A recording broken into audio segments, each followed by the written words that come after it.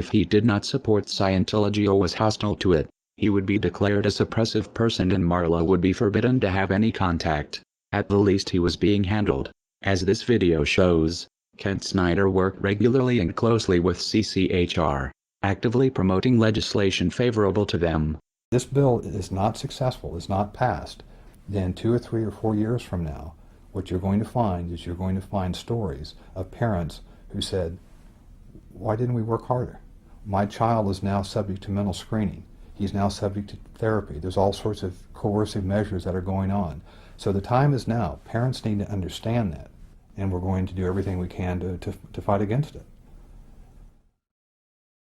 This is important because there is an attempt to rationalize Ron Paul's involvement with CCHR and founding member Dr. Zass as harmless. On the Ron Paul forums, when a supporter points out the Scientology connection, another member tries to spin Zass as a great libertarian who is not a Scientologist nor is sympathetic to Scientology.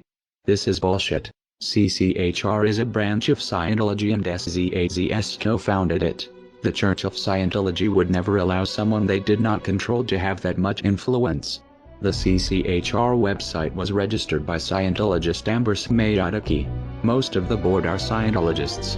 Zass denies being a Scientologist. A representative writes, sharing this battle does not mean that Dr. Zass supports the unrelated principles and causes of any religious or non-religious organization. This can be true working with most organizations, but as we have shown, Scientology does not work this way. You are either for Scientology or you are against it. Whether SZAZS himself believes in Xenu is irrelevant. What is relevant is Scientology considers Zass non-hostile and therefore successfully handled. Kent Snyder may have something in common with Lisa McPherson. His involvement with a cult might have killed him. Like Zass, Scientology believes in an extreme version of personal responsibility. That disease is a result of body thetans and it is the Scientologists' fault for not trying hard enough to clear them. If they did, goes the theory, they would be free of disease. Zass doesn't push body thetans, but he does promote a dangerous distorted idea of mental illness that has the same potential effect, discouraging people from getting help because according to him any problems they have are imaginary. The CCHR was created in 1969, founded by the Church of Scientology and by famous renegade psychiatrist Dr. Thomas Zass. From day one, most or many of the senior leadership of the CCHR have been Scientologists. And for Zass, and of course this has been taken on big time by Scientology, therefore mental illness is not real illness. It is possible Kent Snyder's untreated illness and death was a result of adopting the Scientologist beliefs that his illness was his fault or not real. It would explain why he had no health insurance. Many Scientologists don't.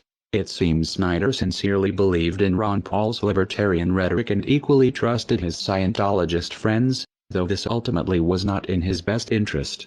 A further question arises. How many of Scientology ideas are influencing Ron Paul's campaign for liberty through CCHR and Zass? The Scientology connection to Ron Paul has been noted in a handful of disingenuous threads on the Ron Paul forum. They are disingenuous because they ask questions a Google search can answer in seconds, yet few people link to these results. The threads are phishing members to see how much Paul supporters know about the connection, and when someone appears knowledgeable, the information is spun. In one of these threads, Scientologists in Clearwater are praised for organizing one of Ron